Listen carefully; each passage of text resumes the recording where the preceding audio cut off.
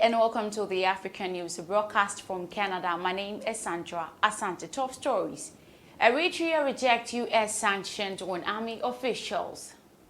Ethiopia to build local rival to Facebook and other platforms. UN agrees to withdraw Ethiopia troops from Abyei. There's some more stories after the break. Stay tuned.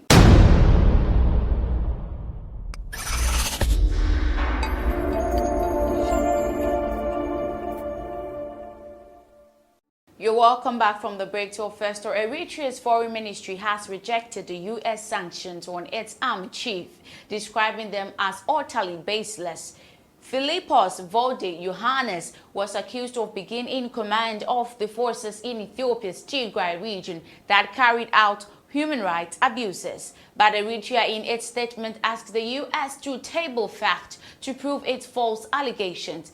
Its foreign ministry asked the UN Security Council to intervene and ensure the sovereignty of nations is upheld. The information minister tweeted the full statement: under the sanctions, all property owned by Gen Philippos will be locked, and any businesses with them in the U.S. is prohibited. The U.S. has called on Eritrea to withdraw its forces from Ethiopia. Still in Ethiopia, Ethiopia has begun developing its own social media platforms rival to Facebook and WhatsApp. Though it does not plan to block the global services, the state's Communication Security Agency said on Monday. Ethiopia has been engulfed since last year in the armed conflict pitting the federal government against the Tigray People's Liberation Front, the TPLF, which controls the Tigray region in the country's north. Supporters of both sides have waged a parallel war of words on social media. The government wants its local platform to replace Facebook, Twitter, WhatsApp, and Zoom. The Director General of Information Network Security Agency, Shumeti Gizau, stated. Shumeti accused Facebook of deleting posts and user accounts, which he said is dismantling the truth reality about Ethiopia. International human rights groups have criticized the Ethiopian government for unexplained downshot to social media services, including Facebook and WhatsApp, in past years. The government has also commented on those shutdowns.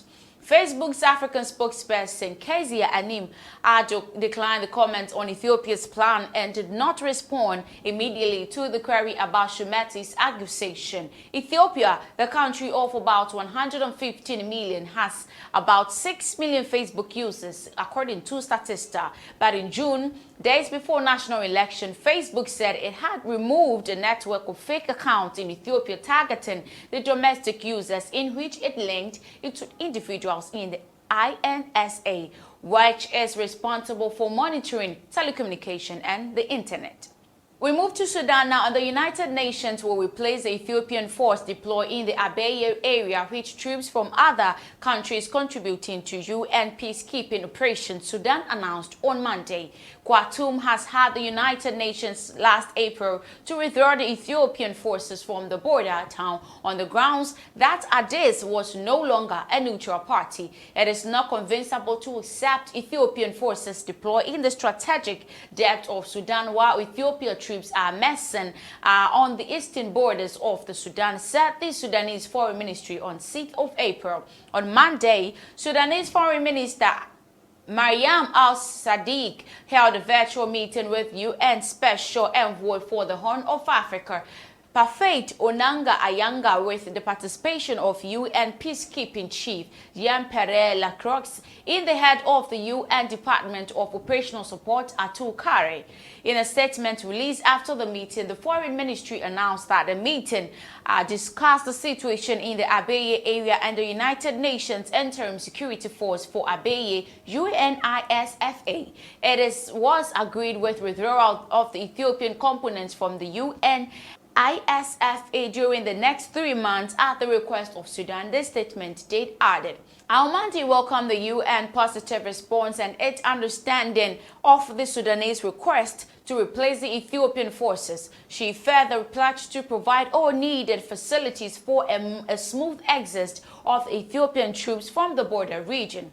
Days before the independence of South Sudan, the UN Security Council authorized the deployment of a peacekeeping force to the disputed Abyei area on the 27th of June 2021. Currently, there are over 3,500 Ethiopian troops deployed in the area. At the same time, the ousted President Omar al-Bashir, who was a close ally to the late Ethiopian minister Meles Zenawi, held a request that his mention be exclusively informed by Ethiopian soldiers. Initially, the mission was deployed to provide security and protect civilians following a bloody attack in the claimed area. On December 14th of 2024, the Security Council expanded UNISFA's mandate to include monitoring along the entire border between North and South Sudan.